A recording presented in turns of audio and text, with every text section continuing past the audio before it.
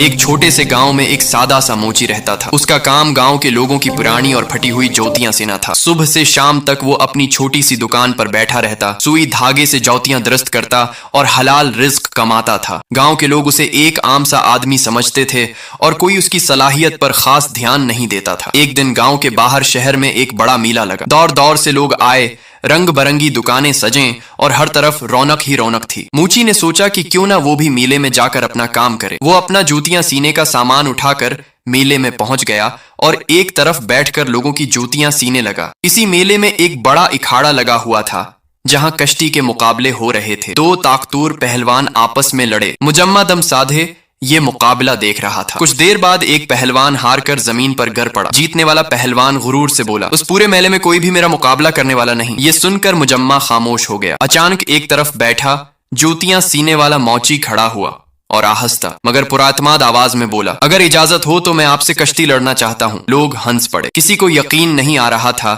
کہ ایک عام سا موچی اس طاقتور پہلوان کا مقابلہ کر سکے گا۔ کشتی شروع ہوئی۔ پہلوان نے پہلی ہی پکڑ میں موچی کو زمین پر گرا دیا۔ سب نے سمجھ لیا کہ اب کھیل ختم ہو گیا، مگر موچی فوراً اٹھ کھڑا ہوا۔ اس کی آنکھوں میں حوصلہ اور اعتماد تھا۔ اس نے دوبارہ داؤ آزمایا۔ اس بار اس کی گرفت مضبوط اور چال تیز تھی۔ چند ہی لمحوں میں اس نے پہلوان کو الٹ کر زوردار پٹخنی دے دی۔ پورا اکھاڑا تالیوں سے گونج اٹھا۔ موچی نے پہلوان کو زمین پر گرا کر خود اس کے اوپر بیٹھ گیا۔ پہلوان نے شکست تسلیم کر لی اور موچی کی طاقت اور ہمت کو سلام کیا۔ مجمع خوشی سے جھوم اٹھا۔ موچی مسکرایا، اپنا سامان اٹھایا اور پھر سے جوتیاں سینے بیٹھ گیا جیسے کچھ ہوا ہی نہ۔ اس دن سب نے یہ سبق سیکھا کہ انسان کی اصل طاقت اس کے پیشے میں نہیں بلکہ اس کے حوصلے اور خود اعتمادی میں ہوتی ہے۔ پہلوان کو ہرا کر موچی نے سب کو حیران کر دیا۔ پورا مجمع تالیاں بجا رہا تھا، مگر جب سب لوگ آہستہ آہستہ واپس جانے لگے تو موچی ایک طرف بیٹھ کر رونے لگا۔ لوگوں نے پوچھا، جیتنے کے بعد بھی کیوں رو رہے ہو؟ موچی آہ بھرتے ہوئے بولا، میں کشتی تو جیت گیا مگر کسی نے لائک اور سبسکرائب نہیں کیا۔